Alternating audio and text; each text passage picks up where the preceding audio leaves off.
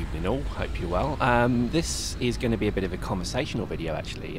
Firstly, thank you everyone for subscribing. I never even thought people would give a shit about these types of videos.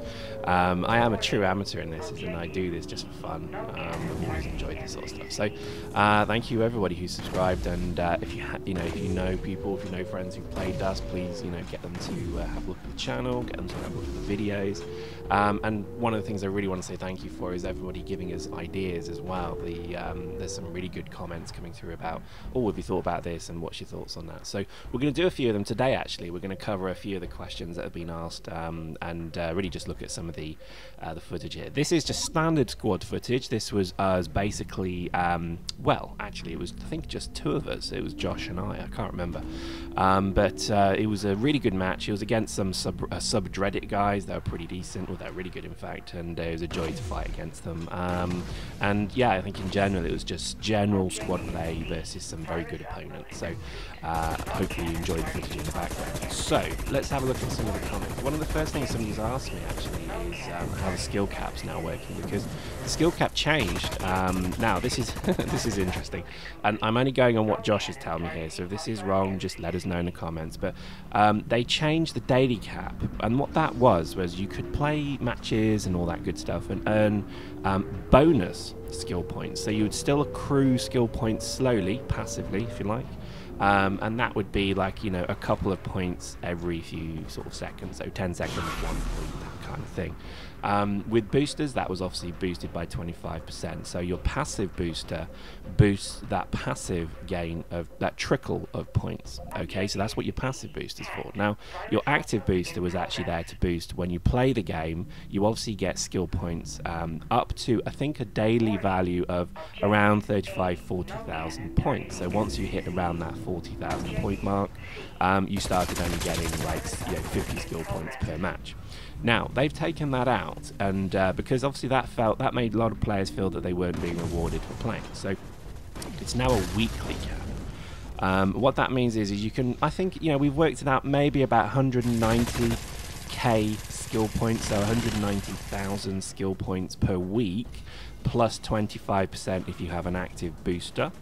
I think also passive as well, it will help you just get up to that. But the reality of it is that it's going to take you maybe a couple of days, or however, it could be 19 matches effectively, or even 25 matches possibly, to hit your skill cap. So if anything, it's a really good move, because what it means, you're actually able to now play for more rounds, have a bit more fun, get more skill points quicker, so you feel as if you're progressing quicker. But I also think this is something that really unlocks the validity of having a second and third character, because once you've capped on one, you can then just go and play on the other. With an active booster, you're actually still going to get pretty decent skill points from that. So I currently play with 3 characters on the one account. Obviously my main is CEO, but the other 2 are nicely skilling up because of obviously the I play with them as well. So give it a consideration. I think it's a good thing to do. You can certainly specialize on those other characters. So if for example, if you want one character that can just be an absolute kick-ass dropship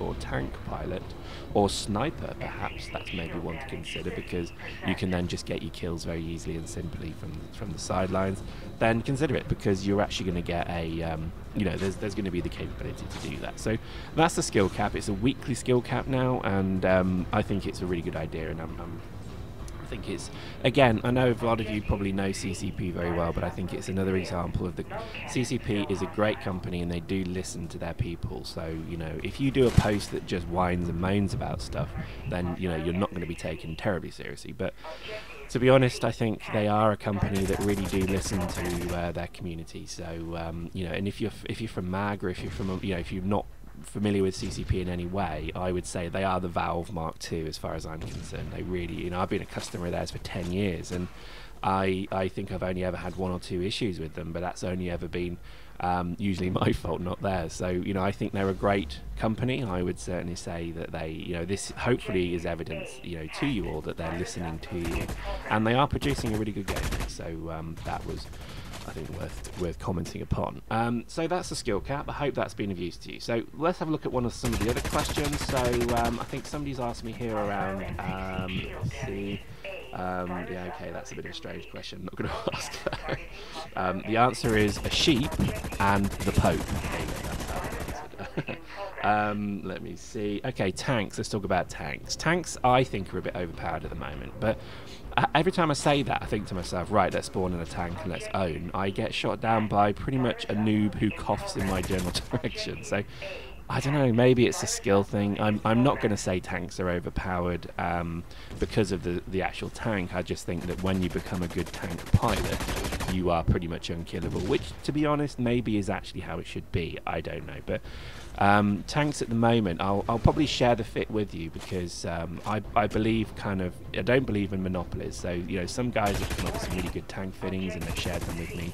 Chances are I'm just going to do a video of what that is, because there are a couple of tank fits you can use that basically, I think it's fair to say, as long as you can micromanage them, they're pretty decent and they'll probably take out most things. But again, a couple of forge gunners who are on their game, or a couple of swarm launchers who are coordinating, you're going to die. So, you know, I still think, they're not the most unbeatable things in the world, but I would just say tanks are pretty cool, and I think, but at the moment they do seem to be the hand of Thor, I think was what I called them in another video. Whereas missile dropships used to be unbeatable or incredibly hard to counter, I would say tanks are as well. But this is part of the game. I mean, I know a lot of people are kind of saying, oh, tanks are overpowered, but you probably have to call in an anti-tank tank to take out a tank, and that's not the easiest thing to say. But do you know what I mean? I think this is the validity of railgun tanks. Railgun tanks can maybe be fit to be anti-blaster tanks, which certainly everybody seems to be spamming at the moment.